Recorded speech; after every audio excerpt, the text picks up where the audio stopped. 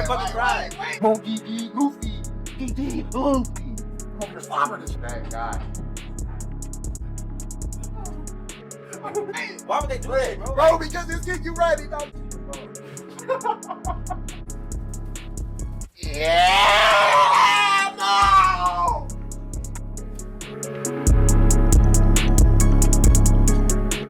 Yo, what is good, y'all? It is your boy T-Rav. I am back with another video right now. I have Raya and the Last Dragon movie review. So before I get into it, make sure to like, comment, subscribe, and all that stuff. So let me go ahead and get into it. So I just want to say, for a movie that came out, what, like 2 years ago, something like that, this is a damn good movie. And I'm telling you, it's like, this is fate. This is fate, what's happening right before your very eyes, people. All right, I watched Encanto not too long ago. You know, I watched Frozen a while back, just a couple years ago. You know, a few years after the hype had died down. And now I'm getting to Raya and the Last Dragon. And it's like, man, I think that Disney's really hitting on some things here, bruh. Because the characters that they are coming up with in the worlds and the stories, that how they can get me so invested and set up this whole world in what they've done in Encanto and then in Raya the Last Dragon especially. Those two in particular, those are the two that I think really stand out, especially amongst the newer films and animated movies that have come out from Disney and Pixar and the like, at least in my short-term memory. Obviously, I'm gonna be biased because I think the classics are a little bit better, but you know, that's a whole other thing. It's a whole other thing. But in this movie, Doc, Raya is dope. Sisu, dope. Captain Boone. Shout out to my nigga Captain Boone. All right, but no, so the story premise basically is centered around the fact that back in the day, dragons were essentially coexisting with humans, things like that. But this enemy known as the Droon, who's basically just this, it doesn't even seem like the Droon has any sentience whatsoever. It's just a chaotic neutral type of beast. It's just some type of cloud thing that if it comes into contact with you, automatically you're turned into a stone pillar. So what the dragons did, because almost all of them had been turned into stone, which was also the same thing that was happening to the majority of humans, the last like 5-6 dragons essentially put all their magical power into this gem and gave it over to Sisu. I forget her whole name, but you know, she just goes by Sisu or whatever. And she's basically the deity god that almost the whole world worships at this point. And everyone knows that the Kingdom of Heart holds this gem even to this day, which obviously we get it from jump. That has caused discord across the world. And it's crazy the parallels that they do in this movie, but I'm gonna get to it because Raya is just a little girl, and the movie starts off really dope because she's going through this little pseudo-espionage thing. She's going through all these booby traps things. She's got her little companion. It's like a roly-poly armadillo hedgehog thing. You know, whatever. His name is Tuck. So, and he literally, that's what he does. He tucks. He's like, at first, he was like this big. Later on, he gets much bigger, okay? But in the beginning of the movie, he's really small. He's setting off the booby traps, not getting caught, and she's sneaking past things. She's very, very good at a very young age. You can tell that she is going to be something very good, especially when it comes to being a warrior and just an all-around well-trained warrior and for her kingdom and things like that. But we come to find out that she's actually the daughter of the chief of the Kingdom of Heart, and that's her ba. But I gotta shout out to my man because he's legit, bro. Like, I mean, this nigga's Martin Luther King. I'm just gonna put it like that, okay? He's got a dream and he wants to make sure that the world can unite once again, but he also understands to a degree how the world sees their current situation, right? So while the gem itself doesn't actually provide the Kingdom of Heart any actual advantage or anything like that, the outside world sees it as such. And so, like, throughout this whole time, animosity has been built up towards the Kingdom of Heart by the other clans, which are the Talon, the Fang, the Spine, Tail. I think those are the other kingdoms and stuff that are involved. But it's really crazy because they really aren't getting any type of advantage but perception, and that's what you got to understand in this movie, is that perception is reality to some of these people.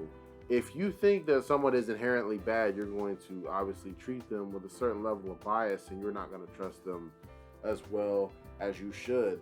And then if you think that certain people are getting an unfair advantage over you, what are you going to do? You're going to try and even the playing field. And when somebody has certain resources that you think are super valuable and you don't have access to that, what are you going to do? You're going to try and obtain at least the same amount of resources. Because it's crazy, because there's like a whole diplomatic mission taking place very early after she does her little training montage thing with her father.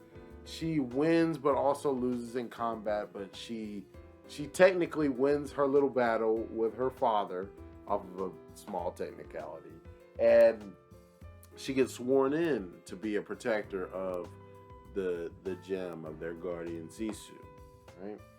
And I just want to say one thing right quick. The animation CGI goes crazy in this movie. It's really, really well done, I think. I think the character models themselves, like, I was just looking off the thumbnails and things like that beforehand. I was questioning it, but I think it actually holds up really well, and I think it fits well with the world. Let me get back to it. So, like I was saying, they're kind of in a little diplomatic mission that's taking place after the little training montage between her and her father. And so all the other clans basically come together, and they're having this little conference thing with her father, and her father's explained, like, no one is in particular is actually your enemy. It's just how they feel that we have an advantage is why they're trying to come and take what's ours. But really, if everyone like just kind of came together, then we would not only be stronger together, but it would solve pretty much all of our problems, and we could unite together as one force and take on the Droon. Little do they know that that could actually really solve every problem, period, because Sisu breaks it down later what the Droon actually are, but I'm gonna get to that. So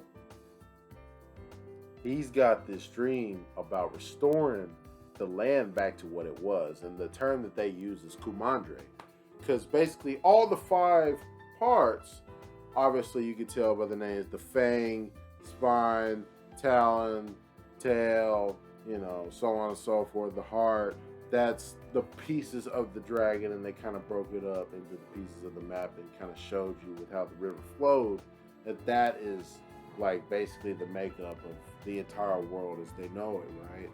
But everyone has been divided in this conquest to obtain power and obtain the gem for themselves. So when they did come together, they think that they're making headway and making progress.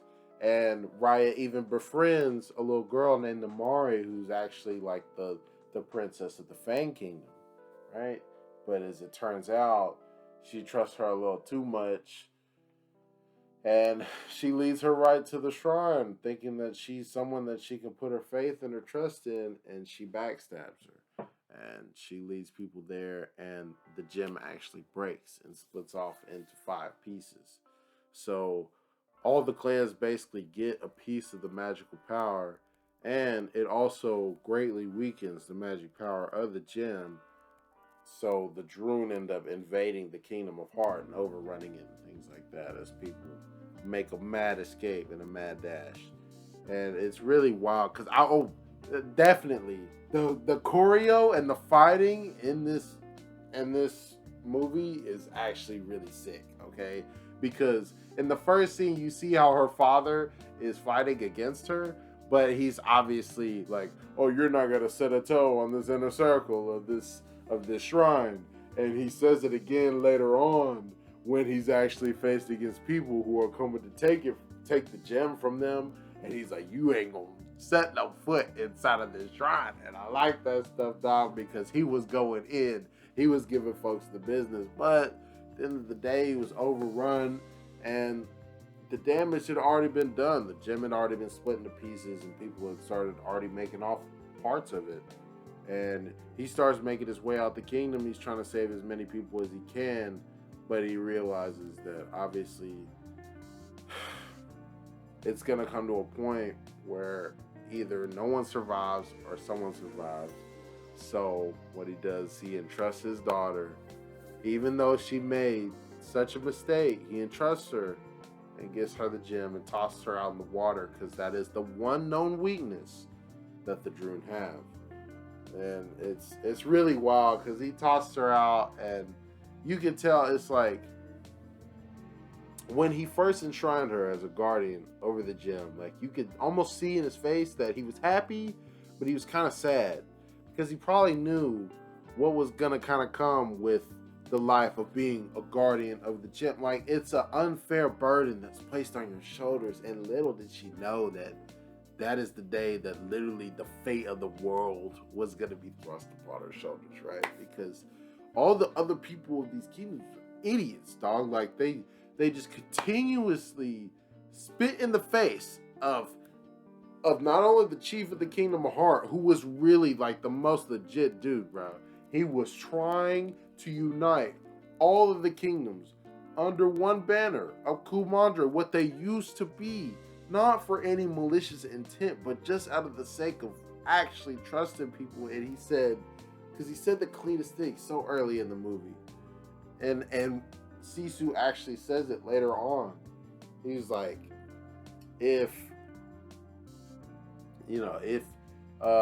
Raya was like, well, the world is broken because, you trust people too much. And he was like, well, maybe the world's broken because you don't trust people enough. Like, it was along those lines, you know what I'm saying? So that's,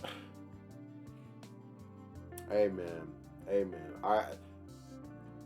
There's a lot of stuff going on in this movie in terms of like just being the bigger person. It's not easy. It's not something that comes natural to most people. And honestly, most of us would not act in that way. We would be more selfish and only try and bring our own people back, because her father does end up turning into a statue, and the majority of her people do too. And she's basically like the last one. And a lot of the other tribes have suffered basically the same fate. But the Fang is out there flourishing. Basically, everyone's doing all right because they got a piece of the gem. And they think it's all hunky-dory. Stuff like that. But, 6 years pass, and Raya's out here on a mission, dog. She is out here rolling on her big-ass turtle, hedgehog, roly-poly thing. Okay? That thing is ridiculous. Tuck is actually great. I really like Tuck. He was adorable at first, but now he's just an idiot. And honestly, it's perfect, because Raya is so smart when it comes to combat and all that stuff, but in the end, she's, she has her moments also. Okay, so they're perfect for each other. And I really do appreciate it. But what her goal is now is she's trying to get back all the pieces, obviously. But her big thing is now, after that whole incident with Namari, like, cause she had a knockdown, drag out fight with her and all that too. And it kind of just came to a stalemate. But fact of the matter is that Namari stabbed her right in the back. And she put all her trust, all her faith, and everything in her. Because she did take her father's words to heart earlier. And she opened up to Namari, and they really did bond, because they actually bonded over Sisu, and they kind of explained the lore about how Sisu was the one who drove away all the Droon when all the other dragons sacrificed themselves and gave her, well, they didn't say that part, but they basically say the history that didn't really take place, but it basically gives Sisu all the credit.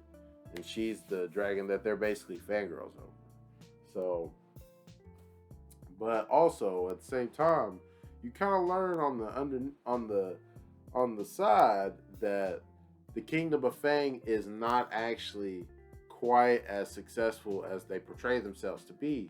Because when they did invite them to that banquet and all that stuff, and their bonding and stuff, she was like, "Oh, which do you like more, rice or stew?" And she was like, "Oh, this is like actually one of the first times I've been able to have rice in a long time."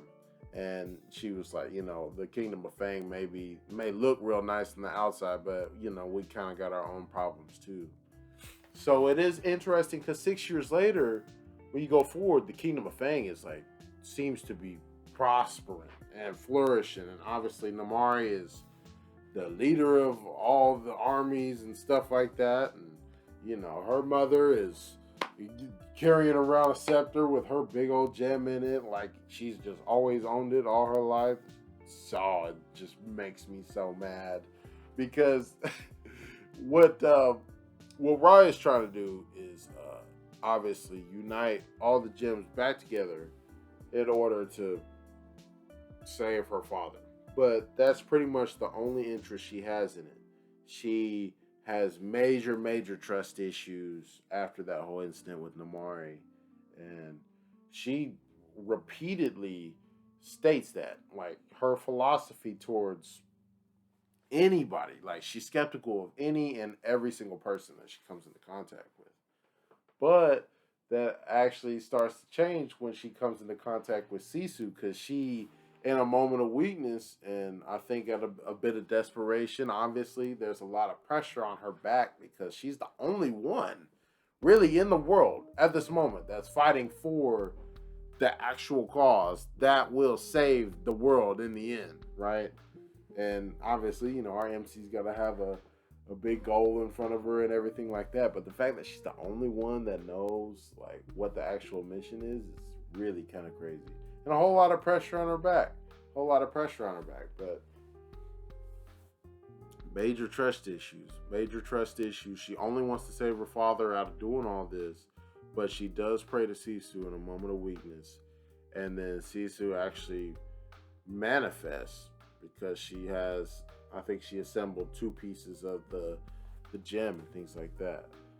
And it's really crazy because it's the chick from Shang-Chi. I think her name is Aquafina, but she's wild, bro. She is so wild. And she's like this big, weird looking dragon. And I think that is more the Eastern style dragon look that most people go like, that's been referenced in history and the books and all stuff like that. But I think it's pretty crazy how she's just really and truly, she's the scrub. She's the scrub of the group. She is not one of the better dragons. And honestly, she breaks it down how she's actually just kind of the person that turned in the homework when everyone did all the work on the group project. You know what I'm saying? She's busting jokes basically the entire time.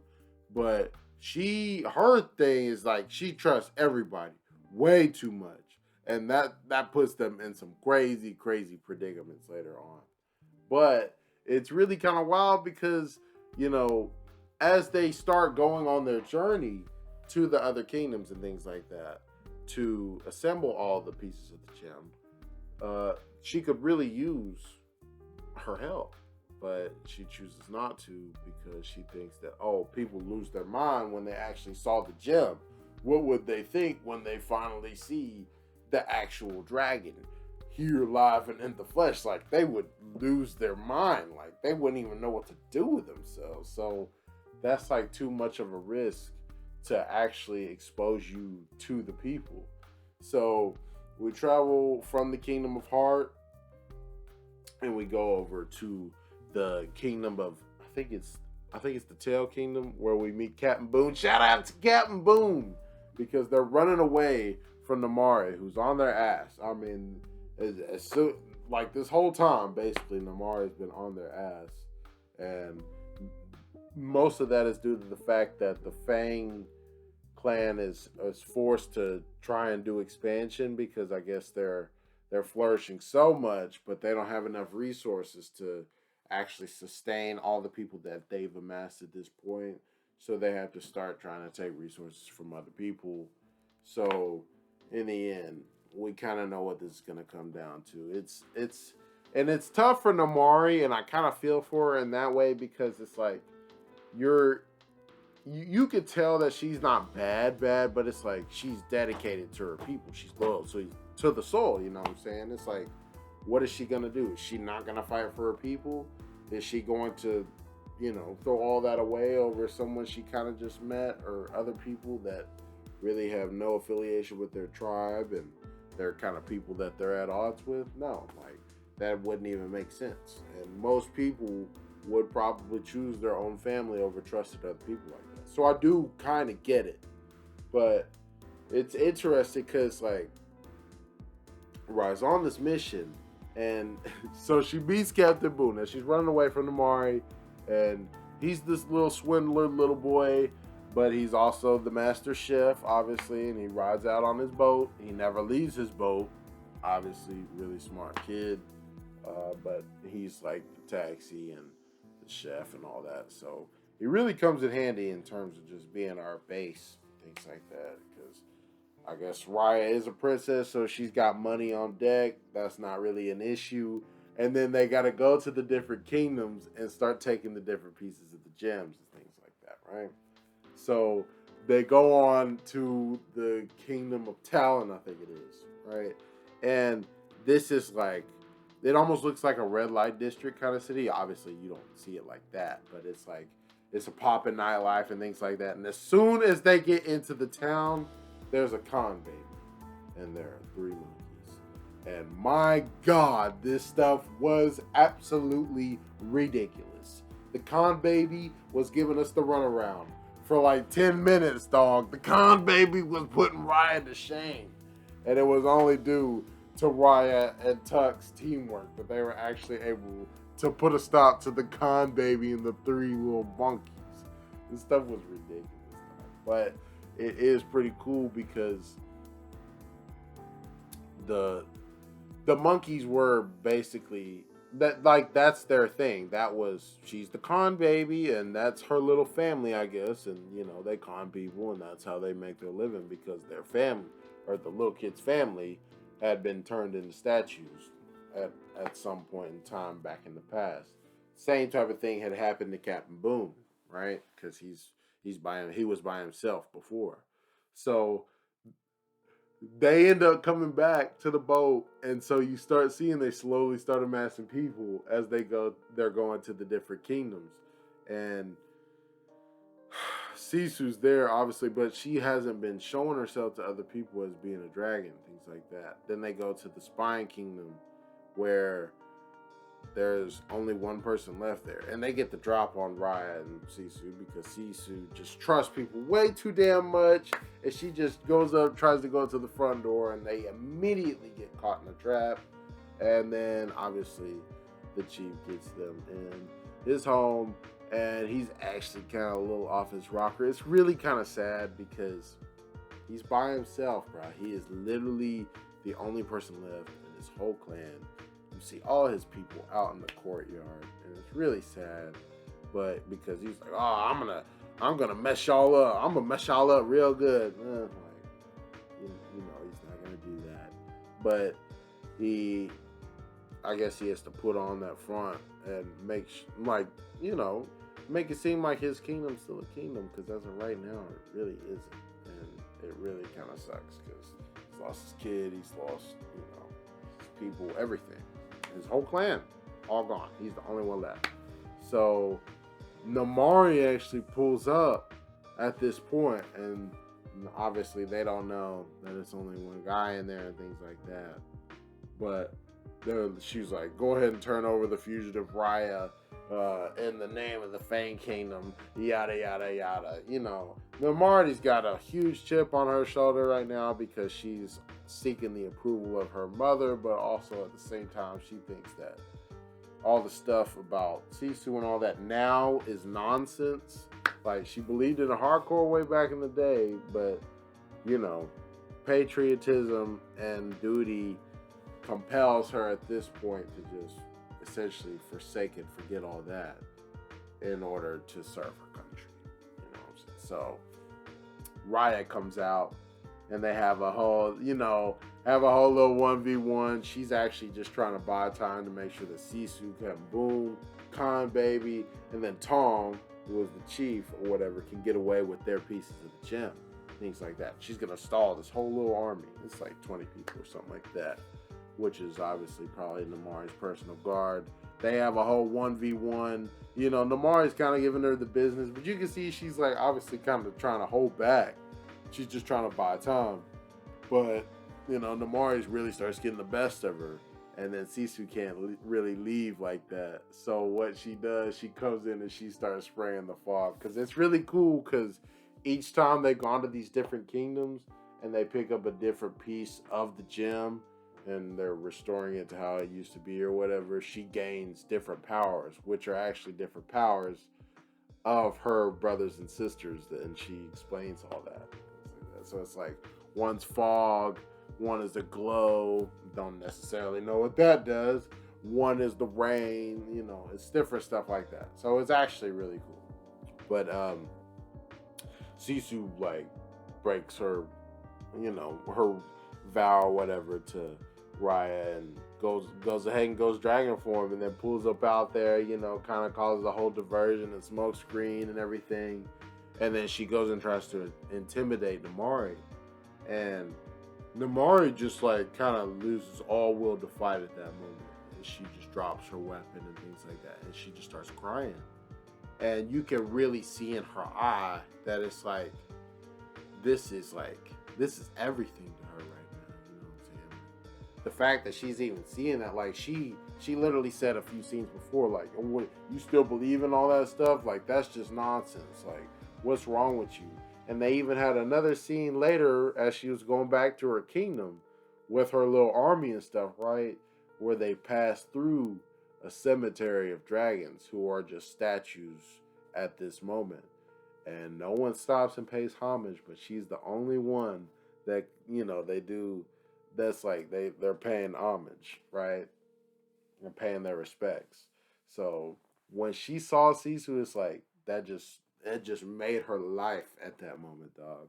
And Sisu saw that in her eye. And so she didn't do anything to her. She just kind of dipped and made sure that they all got out of there. So what happens later on is that obviously they got to go and get the last piece from the Fang Kingdom.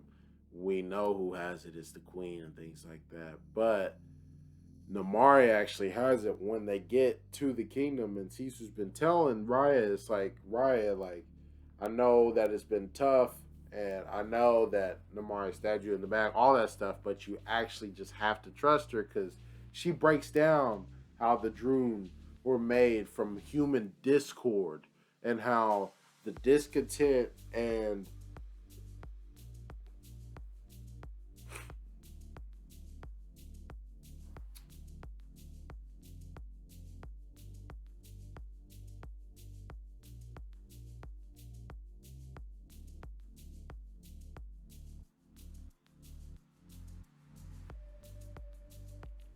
she makes a point of how the Droon was actually made from human discord and discontent between each other. It's like just conflict in general is what has brought about the Droon and why it's existing. So it doesn't have like a motive. It's not necessarily like a bad thing. It's like it's due to your own making. It's not anything that anyone's created against you. It's just something that you've made all on your own by not trusting each other and things like that. So Sisu stresses to her, she's like, I trusted my brothers and sisters and they all sacrificed themselves, because she actually takes her back.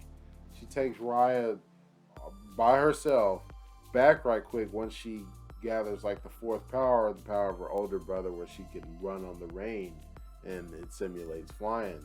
So she takes Raya back to the Kingdom of Heart, to the temple that you start the movie at and everything, and it's in ruins.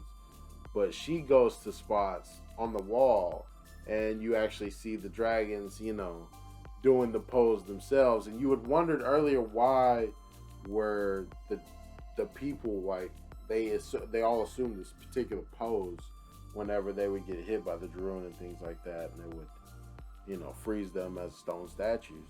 But you see that there are dragons doing the same thing too, and those were her brothers and sisters, because when they made their sacrifice, they all put their magical power together, and that's how they formed it and gathered it together. And they willingly did that, all 5 of them or whatever, and gave it to Sisu. And with that trust, and she recognized that, it somehow was able to suppress and wipe out the Drune all at once. And it didn't bring back the dragons, but it brought back everyone at that time. And that's gonna have to be the way that they get everyone back together now. So it's not all lost. All the gem pieces just have to be united. So when they go and find Namori, she's the one that's got the gem. And you could tell that she wants to trust them. She wants to do the right thing. And she looks like she has good intentions again. But, you know, as soon as Sisu reveals herself, she's like, yeah, I'll be taking all y'all's fragments. And I'll be taking the dragon, because that's what her mother's put in her head. It's like, you know, look at what we got here. You know, I can't settle for the fact that we're just have basically a utopia is what it looks like. No, we got to have all the other fragments too. And we got to have the dragon in order for me to feel safe about expanding our land and our territory and making sure that we're safe. Like, no, that's not what that is. Don't mix that up. That's not what that is. What you're trying to do, right? What you're trying to do is just step on other people. That's all you're trying to do. You're trying to be number one and not leave room for anyone else. You want it all to yourself. So that's where the Fang Kingdom was like, their leadership was setting them up to be the bad guys all along, because Namari's mom was tripping, dog. Like, if that's the method that your leadership is taking, no wonder every other clan seems to hate you. Okay, I mean, come on, like, let's be real. So a whole standoff happens. Sisu goes out there. She tells Raya to trust her. She's got the crossbow pointed at her and everything, and then Raya couldn't stop, because it's like, what are you gonna do, bro? It's like, you really gonna trust the person that has done so many foul things? She's backstabbed you over and over again. And then Sisu says, oh, I trust you, Namori.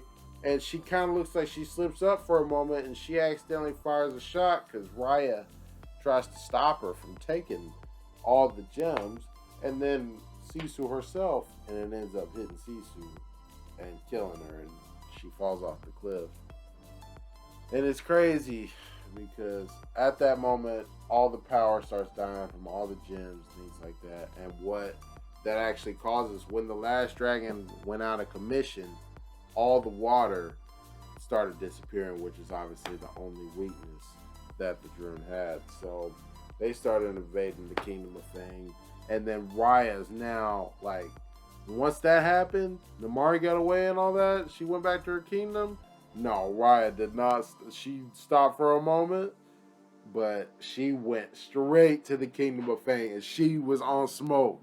She's consumed by rage and hate, dog, because it's like, can you really blame her after what this woman did to her again? It's like, we put our trust in you, not once, twice. It's like 3 times. Like, what do you want us to do? You believe in this just like we do. You've seen her in the flesh. You literally see the dragon god in front of you in the flesh. You can see the amazing things that she's done. You only saw a fraction of her power, but y'all are so hungry for power that it just, history continues to repeat itself, because that's how it did from the very beginning, and that's what caused the Drune to come about in the first place, because the human beings just couldn't stop themselves from trying to obtain this gem and trying to take it from one another. They couldn't guard it all together. Someone had to try and take it for themselves. So obviously the history just repeated itself when it came to how the gem in relationship to the humans, it's like, when you don't have resources and other people do, it's like, you would say it's human nature to try and get that, but at the same time, it's like, when you got a common enemy, you would think that would unite you. Like, no matter what your races, your kingdom, your creed, all that. But clearly not. Clearly not. The duty of family and all that runs deep. And Raya's not much better because she's only doing this just to save her father, really. And obviously, we probably think that's, an exaggeration because she's made a lot of friends and people along the way that are a part of her crew, but now she's dipped on all of them. She's going after Namari and she's in a fit of rage, dog. And she's going after her, and now they have a real knockdown, drag out fight. It's going to be to the death this time. But she gets the best of her, and Namari accuses her of being like, I never wanted any of this to happen, but don't act like you're not as responsible as me for the death of Sisu. And it's like, that's where we part ways. No, ma'am, you don't get to do that, okay? The only way you can say that Raya is culpable for the death of Sisu was trusting you in the first place, trusted some little girl to be her friend and go and show her the most sacred and important place that her clan has to offer in the very beginning of the movie. But you're trying to flip that around with the whole switcheroo and say that, oh, no, it's because, you intervened when I was trying to take all the gem fragments and Sisu herself for my kingdom and leave y'all to die. That is how, you're just as responsible as me for her death. No, hell no. We ain't gonna let you get away with that. Stop it. That's a lie. But Raya realizes at that moment the bigger picture, that the end of the day is like Sisu's words kept ringing true to her. Like, her sacrifice wasn't going to be in vain because she remembered that, her brothers and sisters entrusted her their everything, their lives and everything, and they chose to end up being statues. Her father sacrificed himself for her in order to get out and save their kingdom and save the world. And that's the same burden that was placed on Sisu, who wasn't ready for it. Neither was Raya. They're both in their own circumstance the most ordinary type of person that you wouldn't expect could fulfill a world-saving mission. But together and trusting each other, that's how they were going to get it accomplished. And that's the thing that you realize by the end of this movie, is like, that was what Raya needed to get to. That's the point that she needed to see, because she sees down there as she's about to finish off Namari that, like, her whole little crew is struggling because they've been trying to save the people and stuff, but they're getting overwhelmed. And so she doesn't take her revenge, and she goes down there and she starts helping people. She starts helping her crew out, making sure they're safe and all that. But obviously they get pretty much everyone out, but the Druid's bearing down on them, things like that. They're cornered and they're basically all together, but it's not looking good. But Namari shows up, and it's crazy. It's really, really wild, because even at this moment, everyone in the group's like, oh, we don't mess with her. Get her up out of here. No one gives a damn about Namari. She's the one that betrayed her. She's the one that's made all this happen, which they're not wrong. She's actually the one that really set all this in motion. But, Raya does have some culpability there. She does have culpability there. So, what Raya does, and it's crazy, bro. It's really crazy, because how can you not respect it? How can you not respect Raya? Right? Because, like, you see throughout the whole movie, her big issue is that she just doesn't trust people anymore. Like, and that was, she viewed that as her father's only weakness. Like, the only reason why he was really taken out, in a sense, was because he trusted people blindly. And she repeats that over and over throughout the movie, and she even states how, like, Sisu reminds her of her father. But what she does in the very end, she's like, she keeps remembering Sisu's words about how maybe she just needs to be the one to take the first step. It's going to be hard. But what she does is she gives up her gem to Namari and then willingly walks into the Droon. Bro, oh, come on, man. Don't tell me that ain't hard. Don't tell me that ain't hard. I'm telling you, dog. They got a tear out of me. They got a Denzel tear out of me. You know, I wasn't blubbering, but they got a Denzel tear out of me, and I respect that, dog. Cause like, you wouldn't think that your MC's gonna do that. Number one, but also just the fortitude and the resolve and the selflessness when she has literally been the opposite the entire movie. And you could argue that she was going through all this stuff to develop her, but she really wasn't. Like she had all the elements and all the people and characters around her that could cause that character development, but it never happened. But it just reached that one point that pushed it over the edge, and she finally made that huge sacrifice in the moment of need. And then what's crazy is that her little crew that she gathered in order started sacrificing themselves and gave their gender Namari too, dog. That stuff was crazy. So Namari's actually the one to save the day. Talk about the old switcheroo. Talk about fooling me. My goodness. I could never have predicted that was going to be how it was going to turn out, dog. Because there's no way you would have told me that Raya wasn't going to make it happen herself. But at the end of the day, she kind of did. She kind of did. And by the end, this action, everyone turns into stone. But, you know, it actually worked for the best. And all the gems and things were able to be reunited and caused the magic to be restored. The Droons wiped out. The dragons revived. The people brought back. All that stuff and everything. So that is pretty much the whole breakdown for the movie. In terms of the animation and the CGI and everything, I think it looked really, really good. I definitely think there's a couple other movies that have gone a little better with it, especially recent ones like Encanto, but I can't blame Raya because obviously it came out before that. But, you know, I think there's other movies that have stood out in terms of the real popping colors and things like that, and I think we could have gone even a little crazier with Raya, but I appreciated it because it looked so good, bro. The animation was so fluid, the fight scenes, the choreography, it was actually really well done. I was really surprised at that.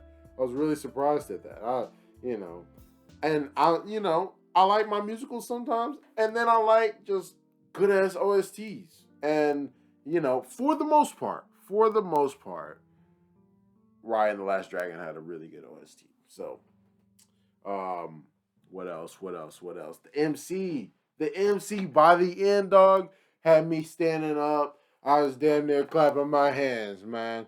I mean, how can you not respect that? How can you not respect it? Oh, the weight of the world on your shoulders.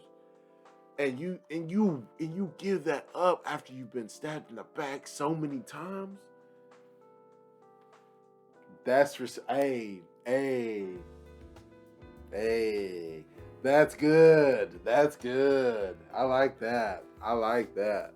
I didn't think that's what I needed. Turns out that's what I needed. So, but the side characters, dog, Captain Boone, Noi, the Con Baby, aka Little Monkeys. You know what I'm saying? Tong, we wasn't too bad. Namari actually, you know, she did good. But even people like Tug, you know what I'm saying? It's like, but her father, to have that dream and then to finally wake up and to think about that, dog, it's like, now all the people of all the nations are coming to you and your daughter's the one that made your dream happen. Like, what could you ask for? What more could you ask for? So, like, the themes in this movie are so heavy because it's like, it's so important today, especially. It's like when everyone's so divided over everything and whatever, you know, there's a lot of things we disagree about and there's a lot of things that we are not on the same page with, but at the same time, there's way too much division between everyone in America and everyone in the world, really. And they show that in Raya, like, you can have your different elements, but you can still come together and you can be united as one people. So, hey, shout out to the Chief. Shout out to Raya. Shout out to Captain Boone.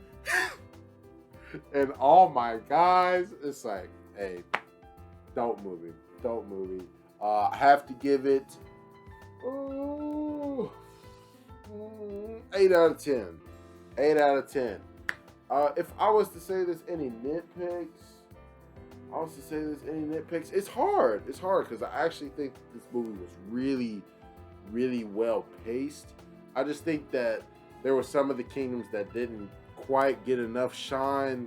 I feel like they should have. Like, you know, as much as I love the Khan baby, I think her whole little chase scene was dragged out quite a bit too long. It kind of made Raya look a little foolish, a little incompetent. You know what I'm saying? And then the wild back and forth between how Raya and Amari are winning and losing against each other. It's like, hey, I like the parody, but it's like, damn, like either one's handily beating the other or the other way around. So I don't even know. I don't know. But, and you know, I think a couple of the OST choices was like so. Some of them was really good. Some of them was really good. But let me know what you thought about Raya and The Last Dragon if you've seen it. If you haven't, maybe I've convinced you to go ahead and go watch it. I do know that Mirabelle, Raya, hey, keep bringing me these type of MCs, Mickey. Keep bringing me these type of MCs, because I'll tell you, I'm feeling it. This is how you do female characters and do it right. This is how you get people in their corner and on their side. And it's like, there's things that we can all relate to. You know what I'm saying? We don't have to always push agenda all the time. You know what I'm saying? This is good story. This is good storytelling. And I can appreciate that. So let me know what you thought about the video. And, you know, go ahead, comment, like, subscribe, all that other stuff. And, you know, this has been another episode of the Chronicles of Mickey. This is Raya and the Last Dragon review. Big boy T-Rav, and I'm out.